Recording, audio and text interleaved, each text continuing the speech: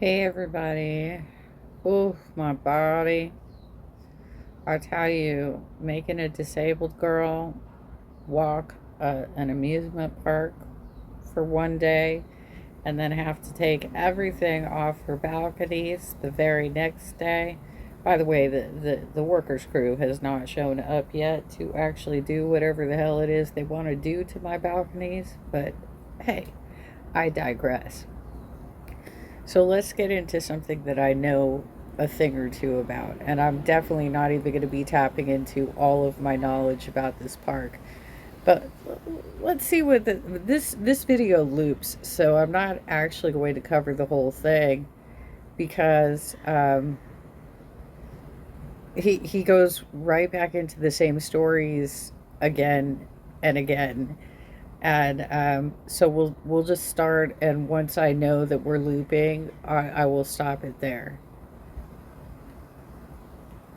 Yosemite National Park is famous for its breathtaking waterfalls and tall cliffs. People have lived there for thousands of years, including Native Americans and later explorers. The park is beautiful, but it also has some pretty strange mysteries surrounding it. Some hikers went into the park and just never came back. Today, we'll talk about the Yosemite National Park and the scary stories of people who've just straight up disappeared there. Yosemite National Park is in the Sierra Nevada mountains in California. It covers a huge area of 747,956 acres, and most of the park, about 95%, is protected wilderness. The park's landscape was shaped by glaciers millions of years ago, and as these glaciers moved over the rocks, this created the park's famous granite formations. The granite is very hard. It's like extremely hard rock. And granite formations in Yosemite are really some of the most famous in the world because they just don't really, get eroded away like pretty much all other rocks. But granite isn't the only rock in Yosemite. There are also igneous rocks, which are made from cooled lava. A long time ago, molten rock flowed from underground, cooled down, and then turned into quartz and other type of crystal rocks. But Yosemite isn't just about rocks, though. So basically, he's giving you a very high level sort of overview of the formation of Yosemite, which was the domes and such were created through volcanic activity. And then when we went into a snowball Earth period, it created a lot of glaciers throughout the park, as well as a glacier that was in the valley. Sorry, it looks like we've got some sort of emergency helicopter going over. As well as a glacier that ran down the valley and carved out the valley here. It also carved out the Hetch Hetchy Valley, which I'll get into later. The park has beautiful canyons, clear lakes, stunning waterfalls, and amazing rock formations like peaks, domes, cliffs, and mountains. Every year, 3 to 4 million people visit Yosemite to see. He's looking at a sequoia right now. The sequoia groves, the sequoia trees are fire resistant. That's why generally they'll have like a scar area that is burned because there might have been something against it that was not fire resistant that caused that scarring. But for the most part, they are able to survive with their remaining trunk as long as they are located in a place where there's underground water. And they're few and far between now, these groves, but they used to, in prehistoric times, actually cover the entire state. Its natural beauty. And people have always been interested in Yosemite for like many years, and the park has a long history of this many people showing up just to visit it. Yosemite Valley, it was home to the Ahwahneechee people for thousands of years before settlers had even arrived. The Ahwahneechee were already there when they first met outsiders in the 1800s. They had named the valley Ahwahnee, but the settlers mispronounced it Yosemite. Shit.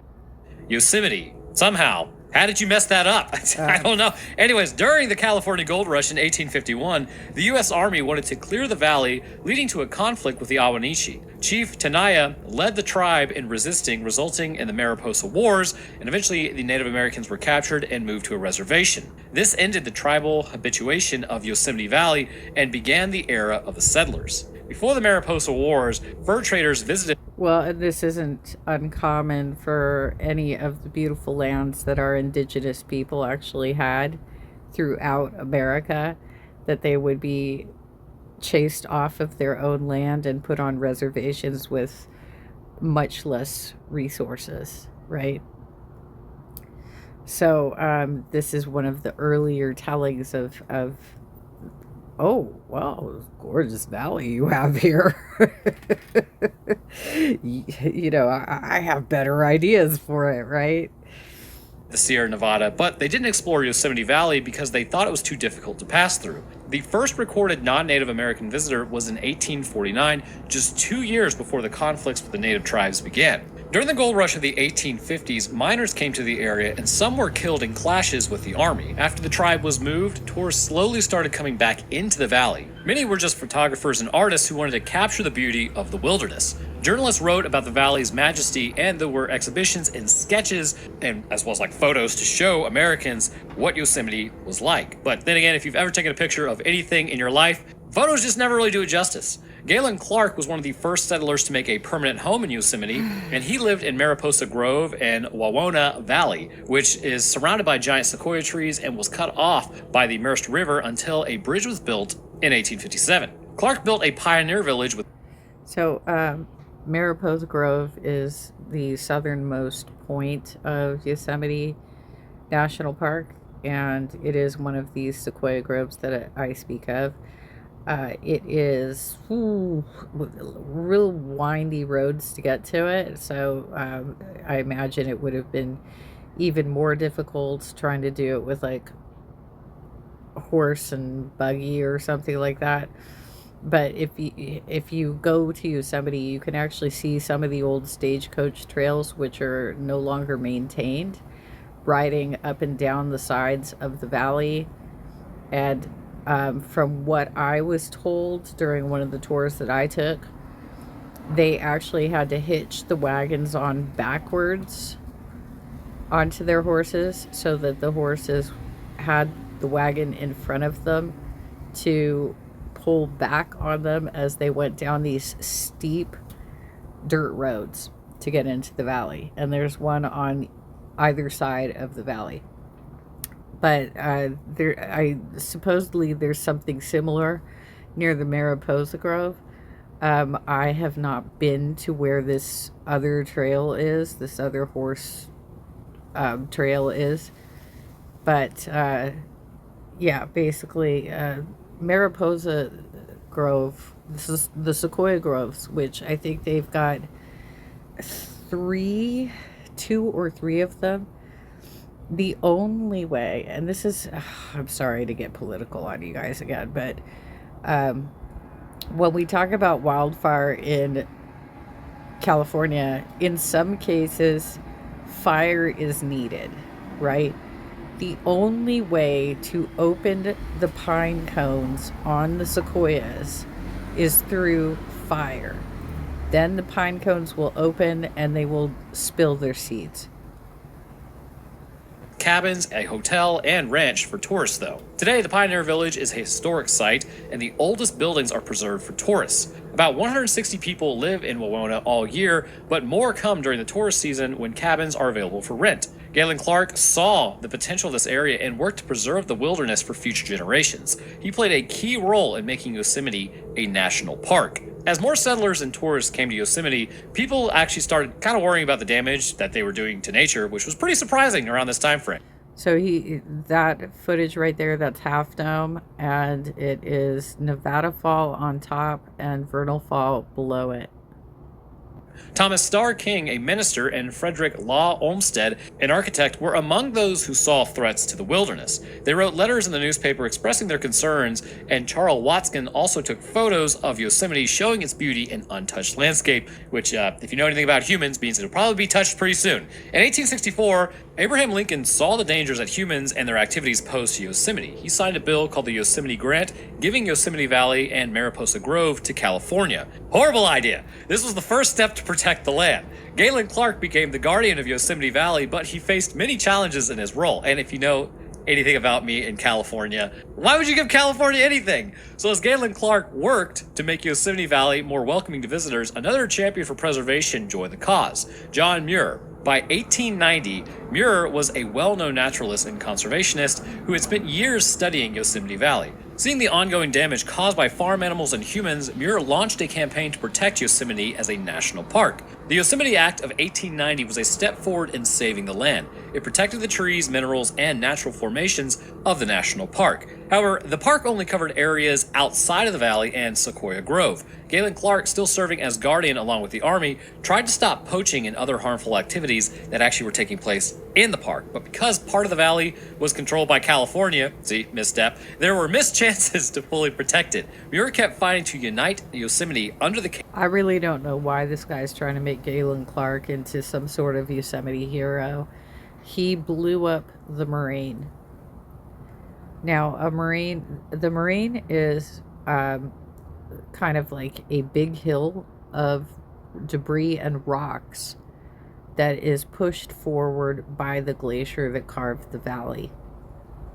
And in order to dry out the valley, Galen Clark blew up the moraine, which is why you see trees all over the place before when it used to be meadows. Not impressed. Sorry. John Muir, on the other hand, was actually working hard as a conservationist. He came in, I think, if I remember correctly, he came in to do like lumberjacking type work. And he used to have a little cabin that was near Lower Yosemite Falls, and it had a small stream that came off of the falls that went under his cabin, and he had it open and he could hear frogs and stuff at night. And if you ever have a chance to see Lee Stetson's one-man shows about this, he brings to life John Muir. Of the U.S. government. Muir's persistence, though, would pay off in 1903 when he camped with Theodore Roosevelt in Yosemite and convinced the nature-loving president to take action. In 1906, Bill made all of Yosemite the property of the U.S. government, ensuring its protection and preservation. In 1960, the National Park Service was established to oversee Yosemite's preservation efforts. By 1920, campgrounds near the lakes and the Wawona Tunnel were finished, making it easier and faster for people to visit the park. This also provided better accommodations for many visitors. That same year, educational programs started to teach visitors about the park's natural wonders and why it is important to protect the land and wildlife. In 1927, Yosemite welcomed an artist who would become iconic, Ansel Adams. He lived and worked in the park for 50 years, capturing its beauty through his photography. His first Yosemite photographs were printed in 1927, marking the start of an incredible career. Adams' work brought appreciation to Yosemite and the surrounding area, showcasing its magnificence through his expertly crafted images. The Ansel Adams Gallery still stands in Yosemite today, preserving its legacy. Additional measures to protect Yosemite were also implemented, starting with the Wilderness Act of 1964. The act designated certain sections of the park as highly protected, preventing any development and allowing nature to just completely go untouched and thrive there and anything contained within. These highly protected areas make up 89% of the park, including 2 wilderness areas named after Ansel Adams and John Muir. Even with the extensive protection, Yosemite still remains a popular destination for visitors. Besides its breathtaking views, the park is also home to abundant wildlife. Grizzly and black bears are commonly seen throughout, though many... No, they're not. Okay? Grizzlies have been extinct in California since the 1800s. I don't know why he would say that. There have never been grizzlies in my lifetime in Yosemite, in anywhere in California. The only place that you will find grizzly bears in America, the whole of America, is Montana and Wyoming. That's it. They were hunted to the point of near extinction. Okay, so let's just be clear about that. Animals were nearly wiped out due to hunting and trapping in the park's early days. In recent years, the Park Service has worked diligently to reintroduce and restore various species. Some of these have been bighorn sheep, peregrine falcons, and great gray owls. These efforts to help maintain the park's natural balance and diversity for future generations to enjoy does also seem to be kind of paying off. Yosemite's history is diverse. And the reason that we've lost bird life in Yosemite is because ravens, crows from the East Coast are a super invasive species, and they started infiltrating all areas of America, and they dine on the eggs of smaller birds. Diverse and fascinating, making it an integral part of the American landscape. It's a cherished landmark preserved for both present and future generations to enjoy. And as you look at the beauty that is Yosemite, it's also worth pausing and acknowledging and really thanking the individuals who fought tirelessly to maintain the valley's natural splendor. Their efforts have allowed ordinary citizens the opportunity to marvel at nature's wonders. Yosemite National Park serves as a timeless reminder of the passage of time and holds the promise of a future filled with breathtaking landscapes and unforgettable experiences. Tenaya Lake gets its name from Chief Tenaya, the last Native American chief in Yosemite. In the 1850s, armed settlers attempted to force Chief Tenaya and his tribe out of the valley to relocate them to the reservation near Fresno. During the conflict, Chief Tenaya's son was killed, fueling his anger and leading him to condemn the settlers or anyone who would enter the canyon. This is the topic that we are discussing today, at least after that brief history lesson. Even John Muir, known as the father of national parks, faced Tenaya Canyon's dangers when he was knocked unconscious in a fall. The canyon has been seen to many rescues, earning it the nickname the Bermuda Triangle of the Yosemite, at least among park rangers. While park officials acknowledge It's very difficult to access Tenaya Canyon, primarily because from the valley, the entrance to the canyon is right in front of Half Dome. And there have been a lot of rock slides that have blocked the paths, and I don't think they're pulling a Galen Clark here and trying to blow it up. So things that I used to do as a kid, like the horseback riding around Mirror Lake, you can go up to Mirror Lake, but then they turn all the horses around and take you right back to the stables because they can't make the loop anymore. It's impeded by all of this stuff that's fallen off the rocks. Now he's going to get into the rock falls as well, but he doesn't get into the science of why it happens. What happens is that water accumulates in cracks that have formed in the walls over the course of time. And once they're trapped in the walls like that, they freeze during the winter and expand. And every season when they freeze and expand, they loosen that rock even more, to the point where they then have these massive rock falls. I was camping in Yosemite, I don't know, like a decade ago or something, maybe more, when there was a big rock fall over what was formerly known as Curry Village. That's a whole other can of worms. The company they used to run their hotels just was a disaster because they renamed everything. So it was Curry Village, and there was a big chunk of granite that came off the side right under Glacier Point, and it revealed what looked like, and you could see this sort of stuff in all of the rocks, like these images. Like on Half Dome, there's an image on every side of an Indian princess that I believe is somehow the bride of or connected to Chief Tenaya. The rock fall that was above Curry Village showed, I think, a buffalo. And there was a Native American legend of when the buffalo comes, basically it's over. It's over for Yosemite. And right now, the reason I'm covering this is because, and hate to get political again, but the fact that Trump has defunded our federal government right now, nobody is managing the parks. So we have squatters and we have base jumpers, things that are normally illegal, and they are technically still illegal, but there's nobody there to actually manage it. So it's crazy town in our national parks right now.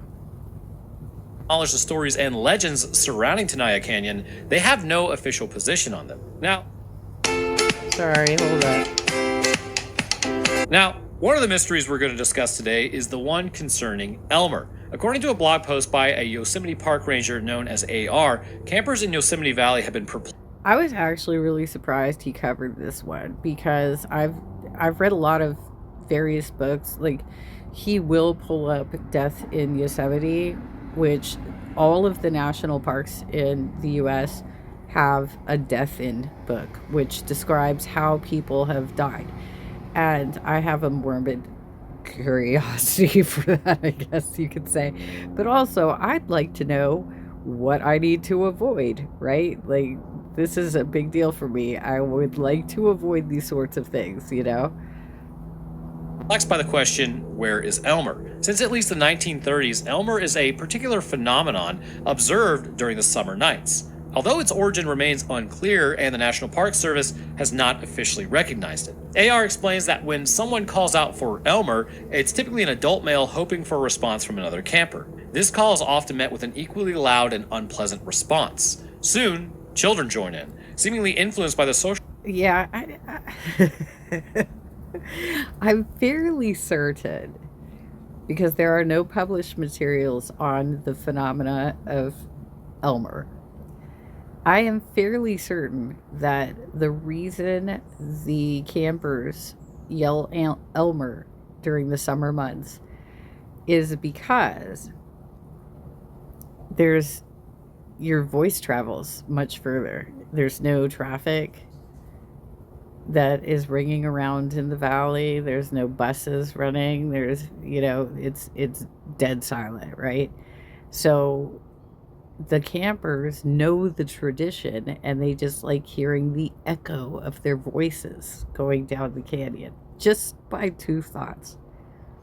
Pressure of some primal instinct. When asked why they yell Elmer, most children respond that they did it because everyone else was doing it. Meanwhile, the person who initiated the call might say it's because they used to do it when they were young. In 1961, park ranger Louis G. Karcher attempted to shed light on the mystery of Elmer in an article for Yosemite Nature Notes. Some campers believed Elmer to be a bear frequenting the campgrounds for food, while others thought it was a name given to an elusive creature by the children. However, Karcher and later ranger AR found these explanations lacking. In the 1970s, Henry W. Splitter investigated Elmer sightings further. He discovered that Elmer was a World War I nickname for a soldier, and the phrase, "Where is Elmer?" may have spread to civilians after the war. The release of a comedy movie, Elmer the Great, in 1933, featuring characters calling out for Elmer in the darkness, could have inspired someone to start the trend in Yosemite. Another account by longtime Yosemite camper Francis P. Robinson recounts a different origin for the story of Elmer. In 1937, a young man named Elmer missed his engagement celebration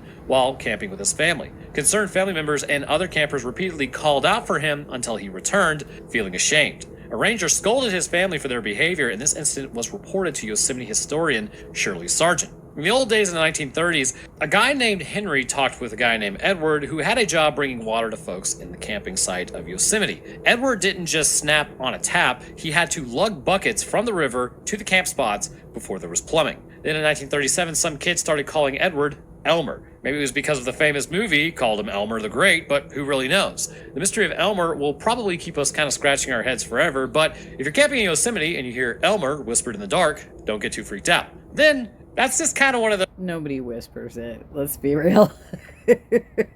Nobody is whispering Elmer. People are calling it out because it's tradition. I don't know what to tell you. And where I don't know if this guy's ever actually been to Yosemite, you guys.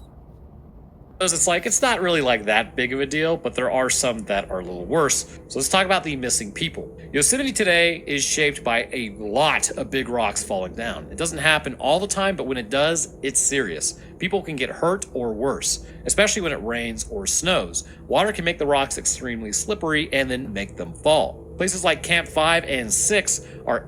They don't fall because they're slippery. I've already explained this. They fall from the expanding ice that is forming in cracks that already exist.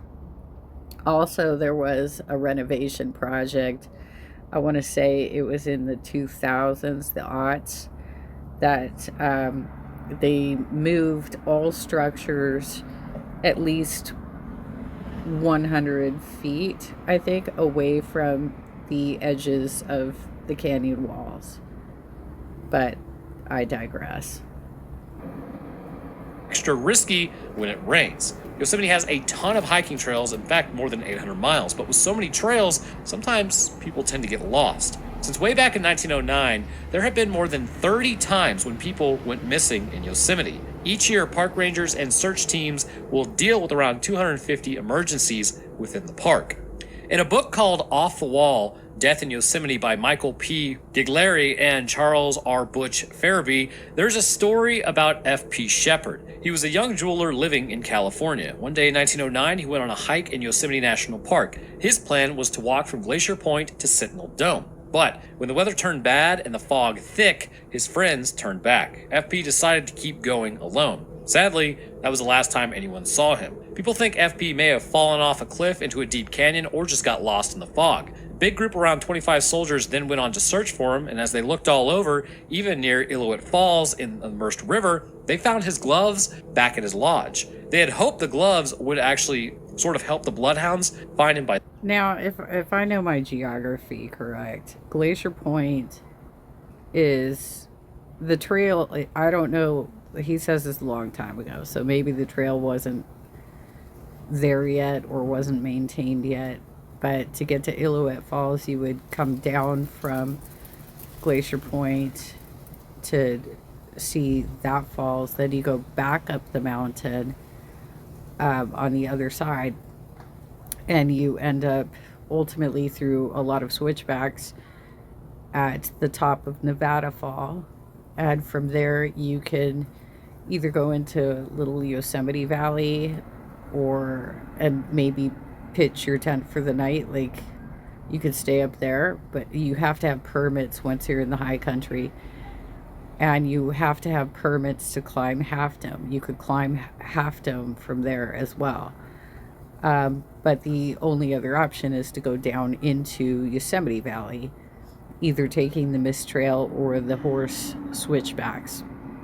The Mist Trail is very steep, and my brother, myself, and a couple friends ran that trail. We ran that trail, you guys.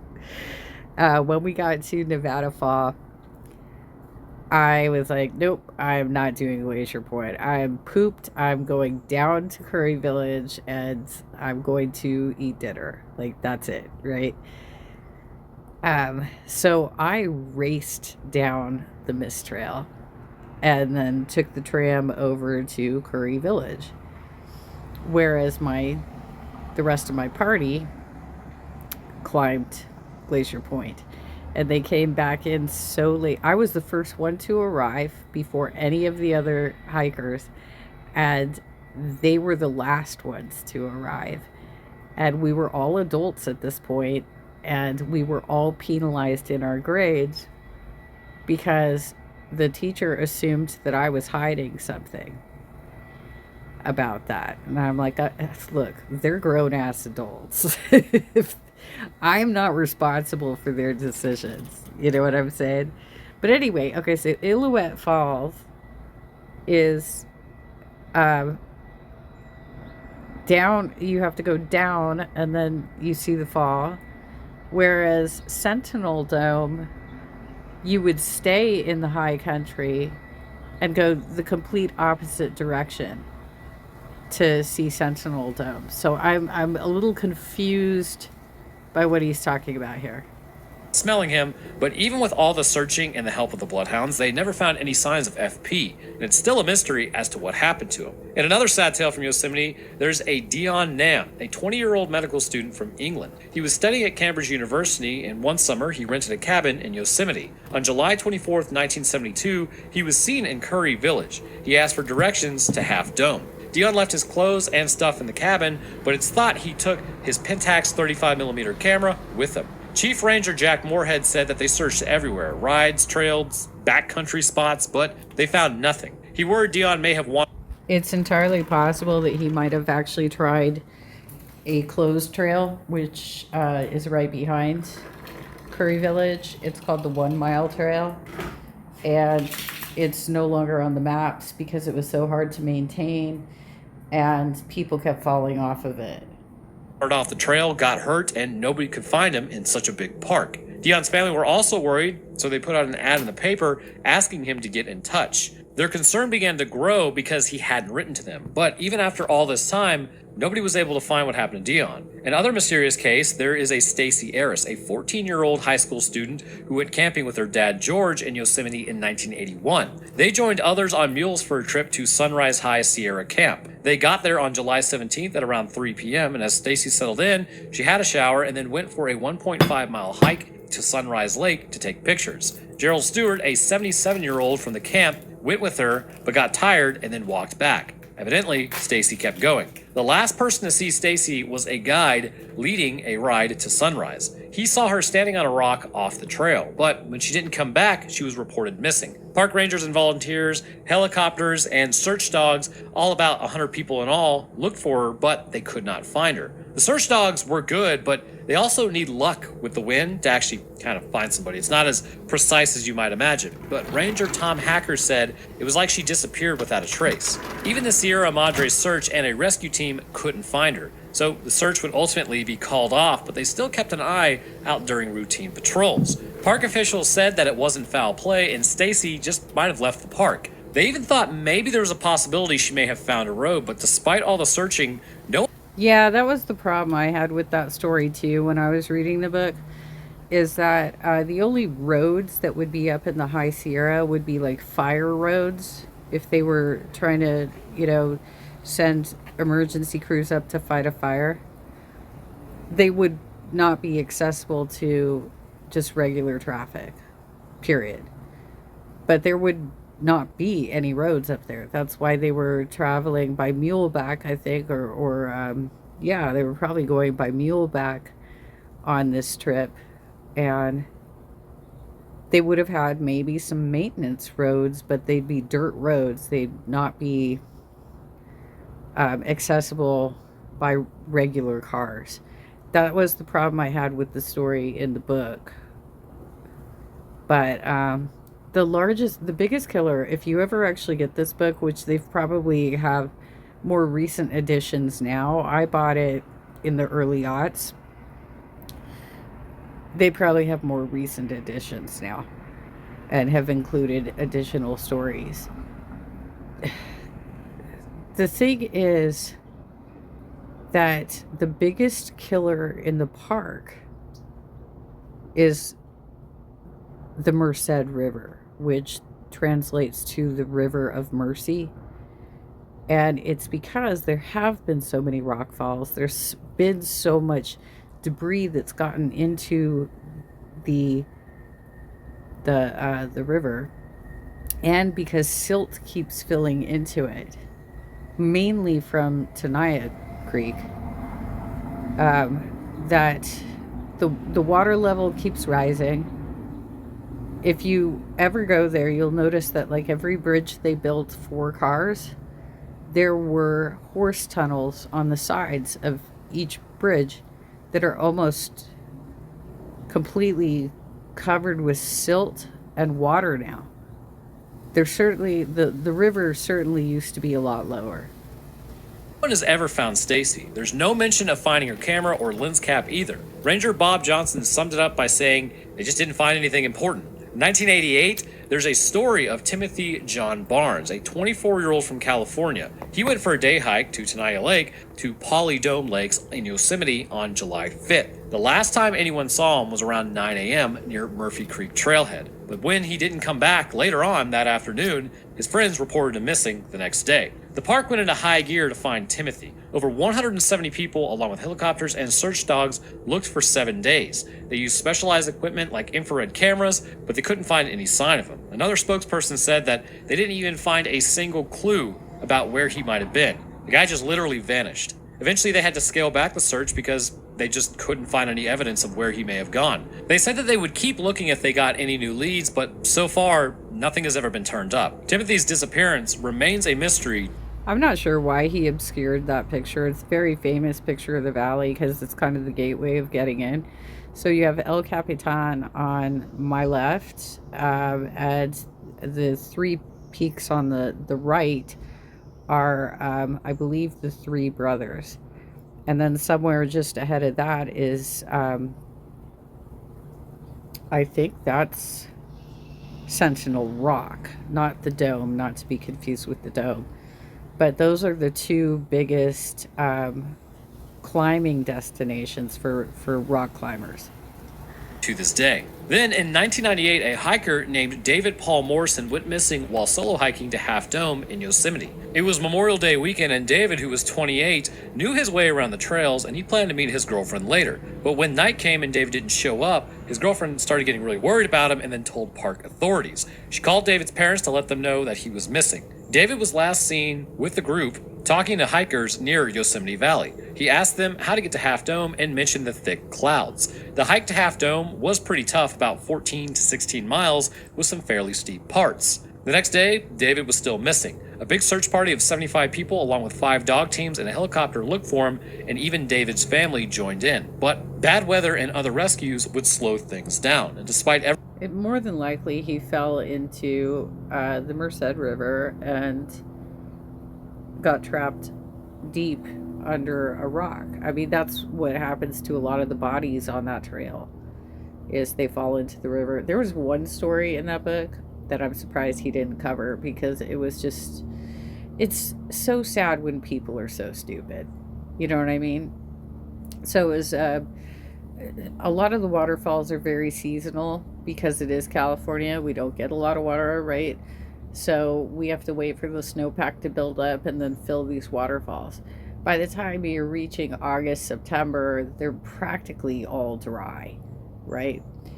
So one of the stories is about this teenager, I think he was a teenager or a young 20s, who thought, oh, well, it's all dry. So he went to go stand at the lip of Nevada Fall. But what he didn't realize is that that was all filled with algae, super slippery algae. And he slipped off of the fall, which was only a trickle of water at this point. It's just like a tiny little stream going over the fall at this point.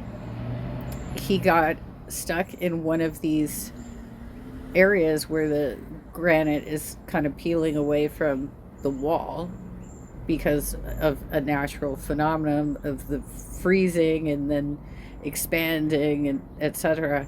He got trapped in something like that, and the rescue crews had to actually reroute the water coming off of the fall to recover his body out of that crevasse.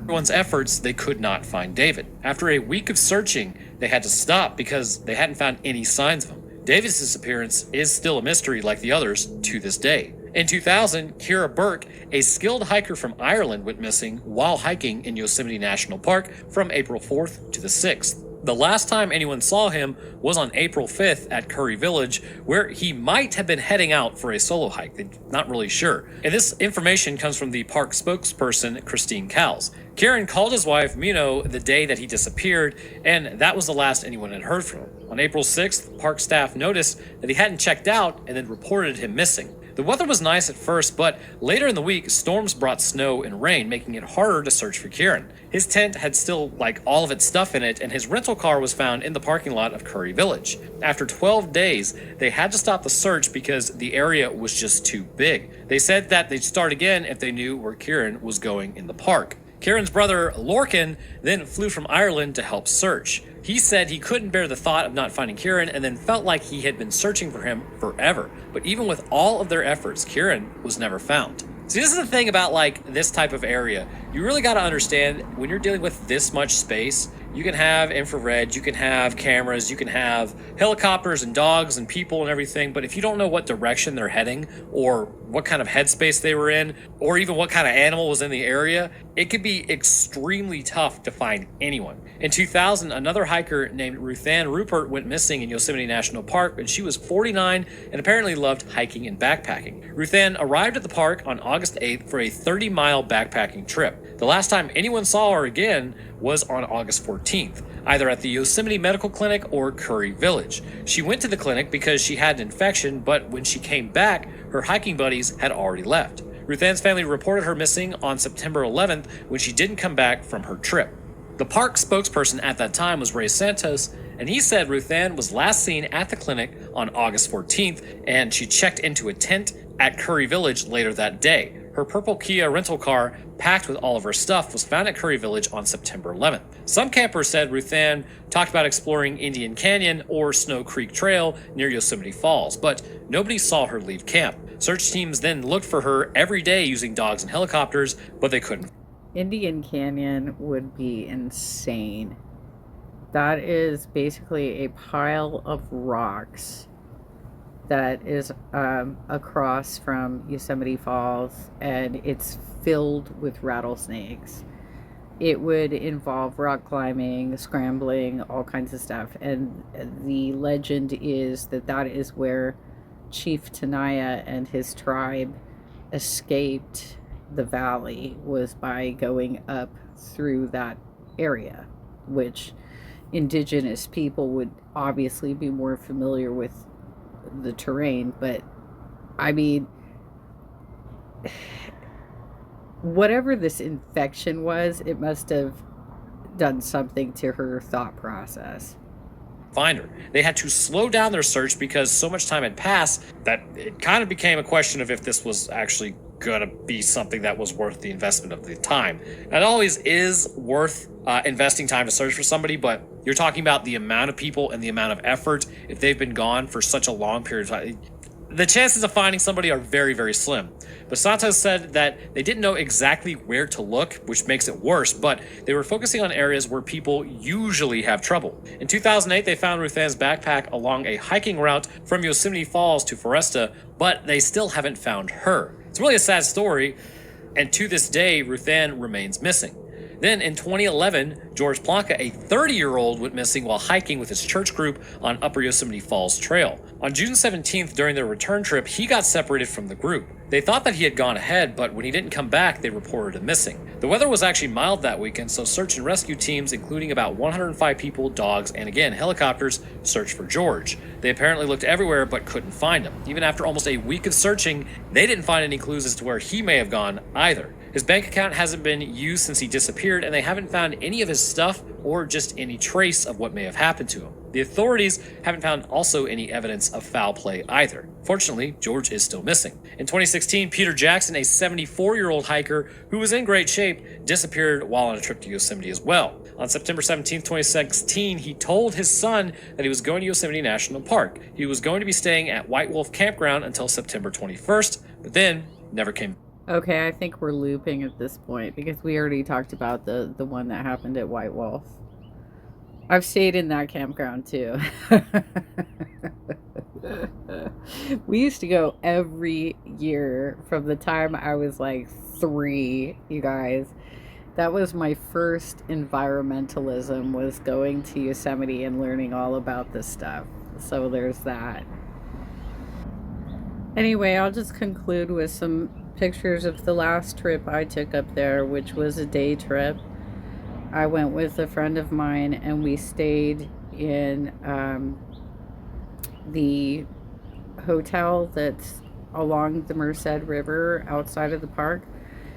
It has absolutely no cell reception. I just want to first of all let you all know that. And I don't know, can I make these higher? That's my friend, right? This is me.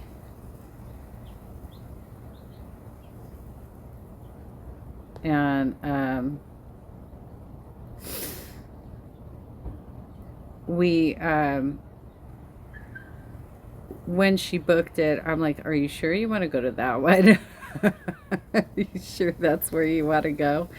Because that particular hotel is where a pretty famous mass murderer was working as a janitor. He actually got fired, but he kept a master key, and he got into the room of a woman with two teenage kids. One was her daughter and one was her daughter's friend, and brutally murdered all three of them. But I don't think that's all the people that he got, and he ended up finally getting caught, I think, somewhere in the San Joaquin Valley, but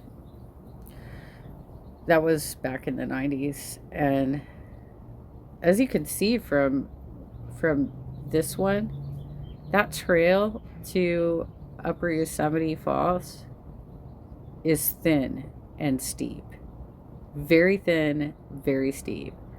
If you've ever seen the movie where the plane goes down and there's rumored to be cash and I think drugs on the plane, and a bunch of hikers went in and did a heist, and like, it happened in Yosemite. They got it all, but these were all rock climbers who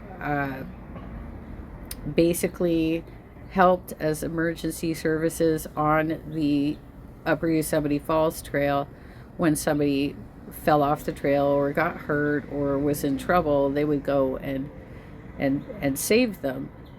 And in the group that apparently raided this plane started bickering. They started fighting amongst each other about freaking out that they were all going to get caught. And so allegedly one of them got pushed off this trail. Anyway, I hope you enjoyed this. Let's hope the shutdown ends pretty soon, because I would hate to see more destruction to our national parks, you guys. Take care.